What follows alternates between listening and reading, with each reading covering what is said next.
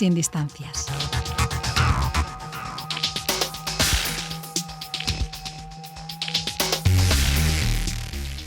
El ingeniero actual debe ser capaz de trabajar en entornos multidisciplinares donde se aborden los problemas que se le presenten desde diferentes enfoques. A la hora de afrontar grandes proyectos de ingeniería, existen distintas herramientas que pueden interactuar entre sí para obtener los mejores resultados.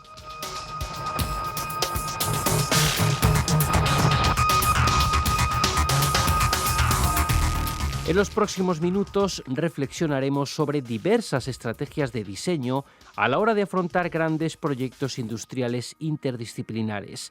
Veremos cómo se conjugan diversos tipos de ingeniería, debatiremos sobre la formación especializada frente a la generalista, la importancia del liderazgo y la relación de estas cuestiones con lo que aprenden nuestros estudiantes en la universidad.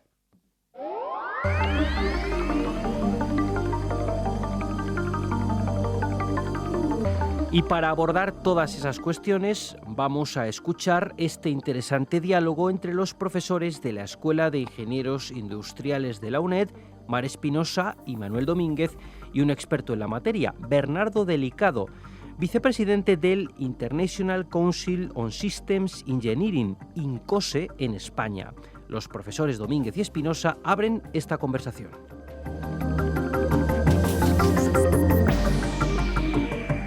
Bueno, pues entonces vamos a hablar de estrategias de diseño en grandes proyectos industriales interdisciplinares. Pues a mí me parece un tema muy interesante. Y esto tiene algo que ver con los temas que llevamos siempre de ingeniería concurrente, ingeniería de sistemas... Y diseño en ingeniería, ¿verdad? Y diseño en ingeniería. Bueno, los problemas de los grandes proyectos industriales que requieren concurrencia interdisciplinar para su desarrollo tienen una problemática muy específica y que es un hecho que no se abordan con rigor en las enseñanzas universitarias. Y ello hace que los alumnos, cuando terminan su carrera y entran a trabajar en una empresa, tengan esa carencia que hay que suplir de alguna manera. No sé si estamos de acuerdo. Yo estoy de acuerdo porque además es una exigencia actual de las grandes empresas que están abordando grandes proyectos. Fundamentalmente porque no es un tema sencillo de abordar. Aparentemente, en la actualidad si analizamos los grandes proyectos industriales en el mundo, estamos hablando, grandes proyectos tecnológicos, pues tienen sobrecostes, no cumplen al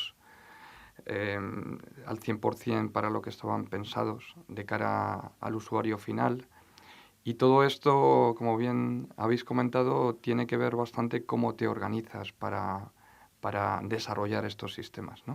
Sí, porque en las universidades se enseña a los alumnos a resolver problemas, se enseña mucha teoría, se enseña algunos conceptos que algunas veces incluso ya no están tan actualizados, pero se echa en falta una carencia importante en trato humano, en trabajo en equipo, en relaciones interdisciplinares, porque a lo mejor incluso si formas equipos de trabajo en una materia, consigues que varios alumnos trabajen en equipo, pero todos ellos son de la misma asignatura y son todos ellos de la misma materia. ¿Cómo puedes hacer trabajar en equipo a un ingeniero, un informático, un economista, un psicólogo y con ello obtener buenos resultados y en unos tiempos evidentemente razonables? ¿Esto es una carencia de la Universidad Española o creéis que es general, que ninguna universidad mundial, digamos, se está preparando a los alumnos para abordar problemas desde este punto? Es un hecho, pero no un problema. Es un hecho y además, como tú bien dices, no es un problema nuestro solamente. Esto está en pleno debate en el mundo. De hecho, los países anglosajones de alguna forma se han adelantado un poco más. Todo esto... se ha intentado dar una solución en países como Estados Unidos o Reino Unido. ¿Y Japón no dice nada? Porque Japón en temas de ese tipo de temas siempre ha ido bastante por delante. Todos los temas de calidad y just in time, muchas cosas de esta organización, va mucho en su mentalidad y en su forma de pensar. Sí, yo creo que todo esto está en el primer mundo, está en debate, que han sido los países que de alguna forma han afrontado los proyectos tecnológicos más importantes en los últimos 20 años, ¿no? E incluso Japón está ahí. De hecho, en Europa ahora mismo es tanto Francia como Alemania están muy preocupados. Hace poco hemos oído hablar de que el proyecto del aeropuerto de Berlín pues se tuvo que parar porque no se había pensado bien desde el principio, y eso estaba Eso es hablando. impensable en los Y alemanes. estamos hablando de Alemania, de la gran Alemania, de la gran ingeniería alemana. Luego es un problema de todos. La gran base de todo es cómo se resuelve el problema en los desarrollos y en el diseño, ¿no? Y como bien ha dicho Manuel, pues tiene que ver mucho con los enfoques que hace cada uno de los especialistas que están dentro de ese proyecto. No es lo mismo cómo entiende el proyecto un informático, cómo lo entiende un ingeniero mecánico, como un ingeniero electrónico, etcétera, etcétera. Y todo ese esfuerzo y ese conocimiento junto tiene que ir pensado en que el sistema global pues realmente sea para lo que debe ser, y en los plazos y en los costes que deben ser. Y todo ello, entiendo, con el objetivo de garantizar un buen resultado en el proyecto, un buen resultado en el producto. El problema es que hoy por hoy, y por suerte o por desgracia, yo diría incluso que por suerte, no hay ningún sistema que garantice un buen producto cuando finaliza el proyecto. Y digo por suerte porque si existiese eso, probablemente los ingenieros ya no tendríamos nada que hacer. Simplemente se aplicaría ese método y ya estaría todo resuelto, ¿no? Como no podemos garantizar un buen resultado, lo que tenemos que hacer es buscar herramientas, buscar metodologías y buscar sistemas para intentar conseguir que ese resultado sea lo mejor posible o lo más acercado a la solución óptima.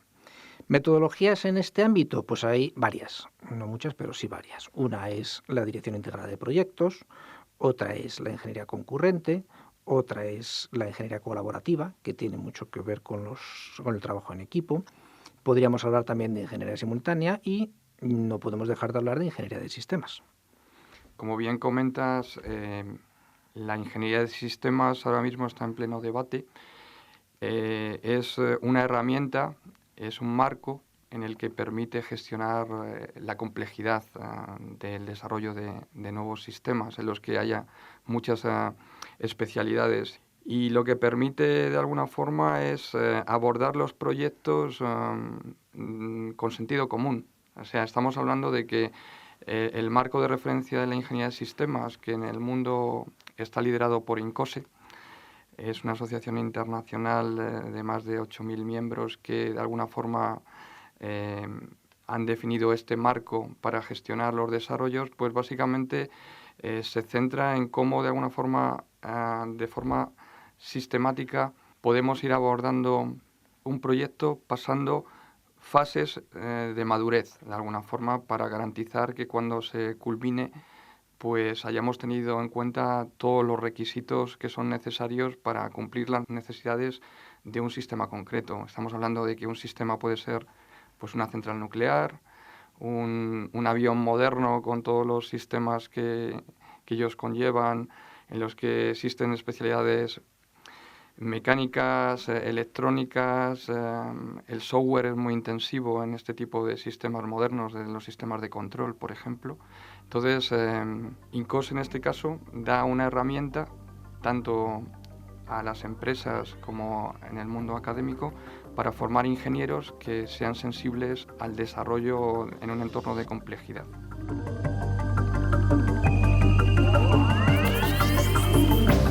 Entonces, ¿qué estamos hablando?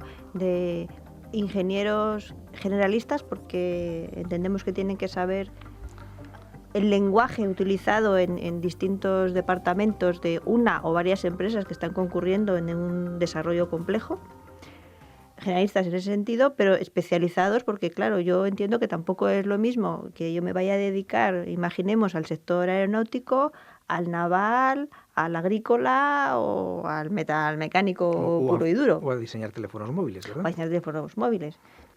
Que hay que entender que la metodología de trabajo va a ser la misma en cualquiera de los sectores donde me mueva o no. Es un señor especializado generalista en este o en este área.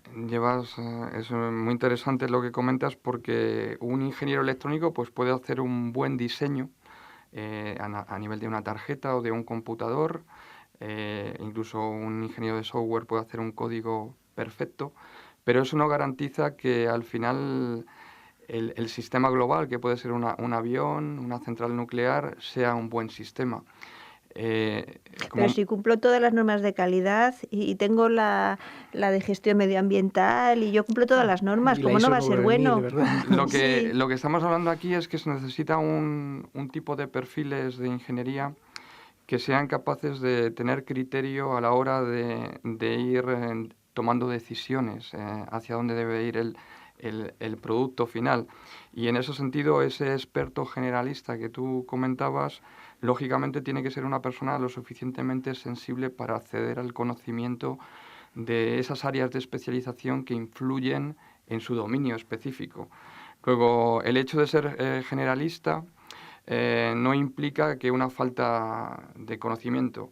Puede ser una persona desarrollada en una especialidad, pero que con los años de experiencia, a lo mejor a los 15 años de tiempo de experiencia en su dominio, pues tiene un criterio a un nivel superior que puede, apoyándose en otros conocimientos específicos, tomar decisiones a nivel de equipo para que el sistema converja y, y sea realmente útil para la sociedad, ¿no? Que es el objetivo. Yo creo que uno de los fundamentales problemas de la toma de decisiones es contar con los datos necesarios para poder tomar una buena decisión.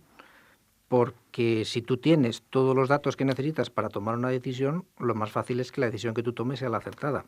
El problema es cuando si tú tienes que buscar una serie de informaciones para tomar una decisión y hay algunas vitales que te faltan, la decisión que tomes probablemente no sea la más acertada. Eso es muy importante porque lo que comentas, la información y que todos los miembros del equipo, estamos hablando de, y podemos imaginar el desarrollo de un avión, por ejemplo, en el que se desarrollan diferentes centros distribuidos por el mundo, en el que hay una cantidad de ingenieros tremendos, en los que todos deben trabajar sobre una misma información a la hora de gestionar, por ejemplo, los cambios. Imaginaros la cantidad de cambios que sufre el diseño y todo eso implica que se necesitan una serie de herramientas para que todo esto suceda, en el que todo el mundo esté hablando de la misma situación en ese tiempo de lo que pasa en el diseño, ¿de acuerdo? Y sobre la misma información ahora mismo hay metodologías que te permiten hacer una foto en un instante determinado y tomar una decisión de hacia dónde debo orientar mis decisiones de diseño. Sí, porque eso que decimos que es fácil, que es tomar una decisión, a la postre puede que no lo sea tanto, porque ya lo estamos comprobando nosotros en la universidad, en todas las convocatorias. Ponemos un problema, los alumnos creen que lo resuelven,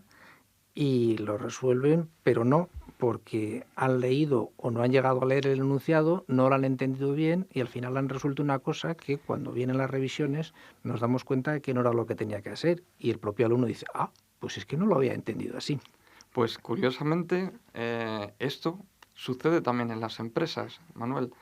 Uno de los grandes problemas que tienen las empresas es que muchas veces han hecho las cosas de una forma determinada y cada nuevo proyecto o nuevo desarrollo se aborda siempre de la misma manera. Eso implica que se cometen de forma reincidente los mismos errores. Y fundamentalmente todo lo que hablamos ahora mismo de la ingeniería de sistemas es poner sentido común. Es antes de lanzarte a hacer un diseño, tienes que entender el problema que tú vas a resolver.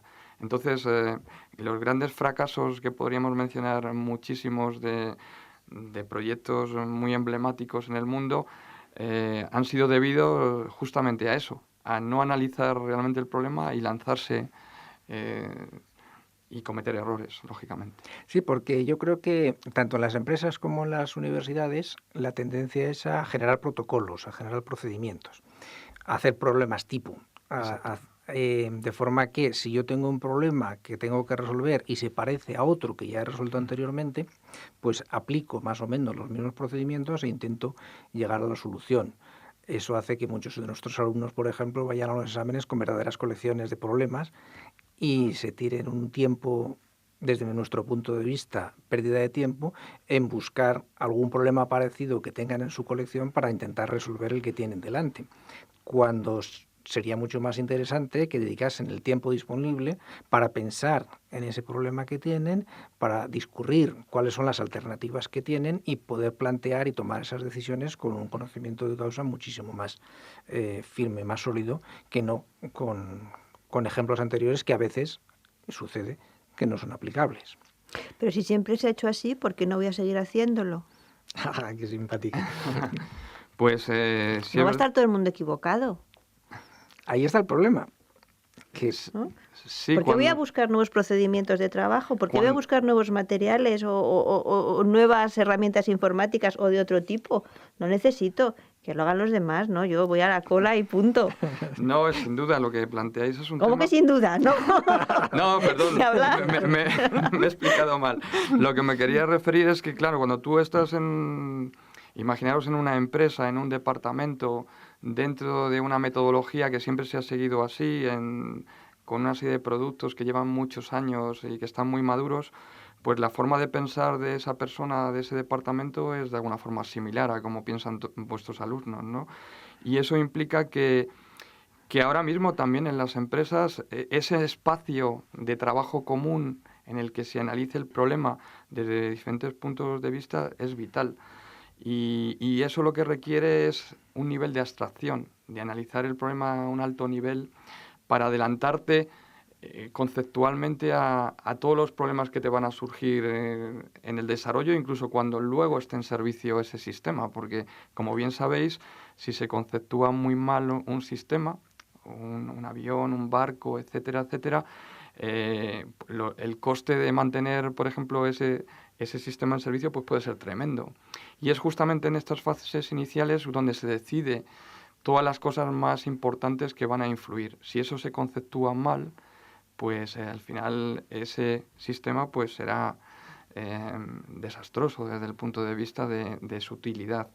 Y eso implica que las empresas ahora trabajan en espacios colaborativos donde haya gente de diferentes especialidades. Luego, estamos hablando de que ahora el ingeniero debe ser capaz de trabajar en entornos multidisciplinares, donde se aborde el problema con diferentes enfoques y ser capaz, sensible de que no él siempre lleva la razón en su influencia en el producto final. Sí, el problema de los grupos multidisciplinares es cuándo y cómo se toma la decisión para actuar. Porque una opción fácil es decir, bueno, yo tengo un grupo de 5 o 10 personas que trabajan en equipo y es difícil que se llegue a una decisión unánime de cómo actuar. Siempre puede haber varias alternativas. La alternativa es que haya un líder que sea el que decida en función de todo lo que se ha planteado en ese grupo.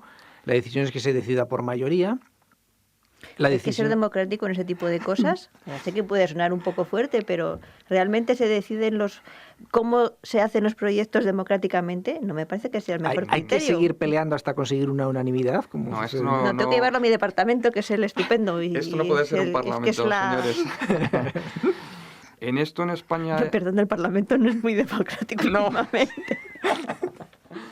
Sin duda esto, como bien comentáis, no sucede. No podemos tener mucha gente hablando de muchas cosas y que nadie al final tome las decisiones. ¿Cómo esto se organizan? Y en este sentido otros países tienen más cultura que nosotros, los proyectos realmente muy complejos.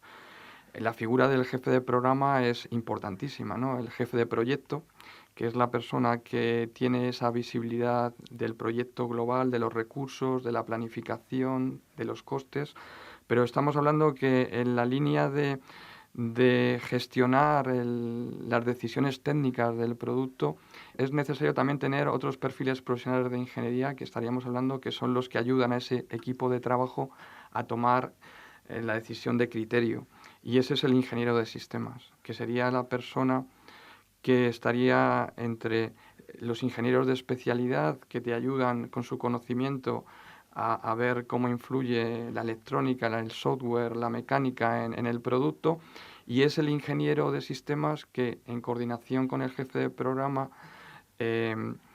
toma la decisión de criterio de hacia dónde hay que ir, pero siempre desde un criterio técnico y también con una sensibilidad a aspectos de recursos y costes, ¿de acuerdo? Porque al final podemos conseguir el mejor sistema del mundo, pero a lo mejor es el más carísimo y el que nos puede arruinar, ¿no? Sí.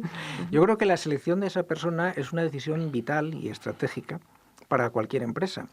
Y no debe de tomarse a la ligera, como muchas veces sucede. El poner a la persona más antigua como líder de un proyecto puede ser válido, pero no tiene por qué. Una persona, por llevar muchos años en una empresa, no adquiere esa madurez ni ese Ciencia conocimiento infusa para poder encontrar la solución idónea. No es recomendable tampoco poner en ese puesto a un recién titulado, que también hacen algunas empresas. Sí, que es un gran error de muchas empresas, sin duda. Porque un recién titulado viene con ideas muy frescas de su formación universitaria, pero también aporta muchas carencias. Ese recién titulado tiene que ir poco a poco formándose, tiene que estar absorbiendo conocimiento durante una serie de años y al cabo de una serie de años, si lo ha absorbido, puede llegar a ser ese líder o ese jefe. Eso sí, si no lo ha absorbido, es un error ponerle en esa situación, sí, porque, como decimos, los años no dan el conocimiento.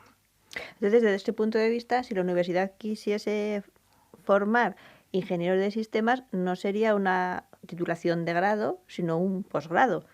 Tienes que demostrar una serie de años de experiencia, un bagaje, digamos, cultural, técnico, sin duda, antes de poder ponerte el gorro de ingeniero de sistemas. Sería un posgrado, como ya hay otros en las escuelas de negocios que dicen, para entrar a este posgrado tienes que aportar 5 años de experiencia profesional en determinados sectores. Y además un aspecto muy importante que has comentado es el tema de que ahora también está muy de moda, que es el liderazgo. Estaríamos que el liderazgo, cuando te mueves en organizaciones complejas, con muchos departamentos, muchas culturas de diferentes países, la persona que es capaz de salirse de su dominio de conocimiento y comunicarse con otros es un tema vital para el éxito de los proyectos. Luego, me refiero que el ingeniero de sistemas tiene una serie de competencias que no son estrictamente las técnicas, sino que es la capacidad de comunicación y ser capaz, ya os digo, de moverse en entornos realmente de complejidad. Hostiles a veces, Hostiles, o sea, con sin suficiente duda. Mano izquierda, digamos. Son también. batallas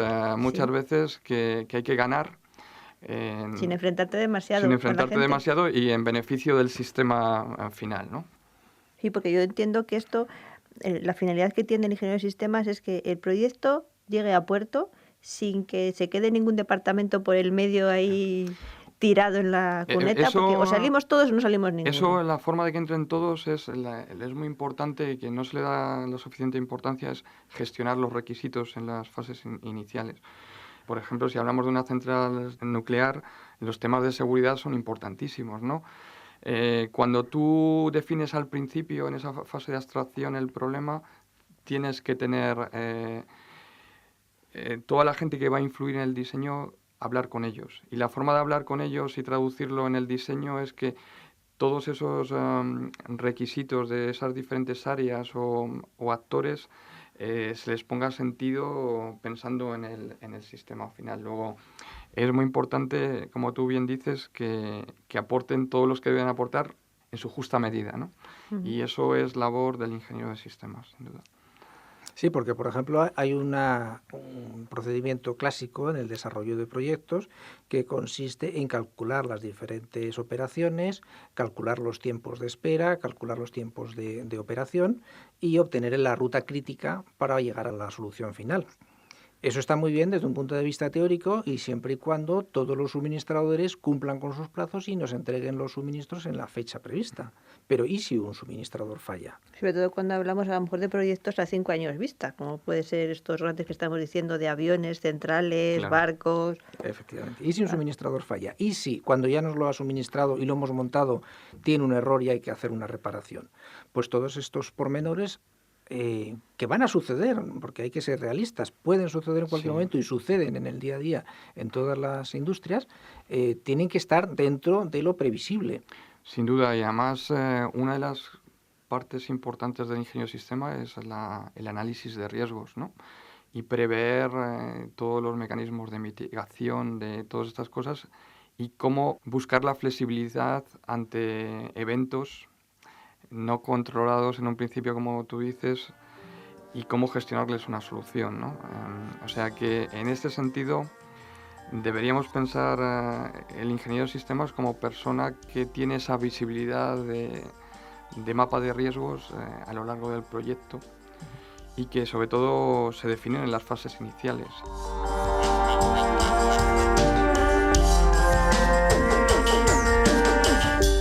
Hay que adelantarse, sin duda. Hay que intentar adelantarse. Hay que ser realistas también, ¿no? También. Porque lo que no puedes hacer es diseñar un producto o una central o un sistema para que sea capaz de soportar un tsunami o un terremoto de grado 10 o un tsunami de 15 metros, ¿no? Hay que ser realistas, hay que tener la situación donde está y saber que hay cosas que no vamos a prever, que va a ser impredecible, pero que tienen un tanto por ciento de probabilidades tan bajo que no es económicamente rentable ni siquiera plantearlos. Por eso es muy importante que el ingeniero, además de ser un excelente técnico, sea sensible a otras variables del proyecto que influencian muchísimo, ¿no? Como tú bien dices, no tiene sentido gastar muchos recursos en cosas que no van a dar valor añadido al producto. Y eso el ingeniero, su efecto palanca en el producto es muy importante. Que sea sensible, que a lo mejor no es tan necesario dedicar tiempo a dar un buen resultado en una cosa que a nivel global pues no le va a hacer ninguna mejora, ¿no? Sí, y además tampoco, nosotros nunca hemos sido partidarios de que el líder de ese grupo de trabajo sea alguien que se apoye única y exclusivamente en aspectos económicos, porque dentro del equipo hay muchas variables que no pueden ser materialmente cuantificadas económicamente. Entonces, si ese proyecto solamente se mueve por temas económicos y las decisiones se toman por dinero no, dinero sí, dinero no, o más barato o más caro, al final obtendremos un resultado que muy seguramente no va a ser el óptimo, no va a satisfacer las necesidades de los clientes y, por supuesto, tampoco va a satisfacer las necesidades de la empresa en ese momento.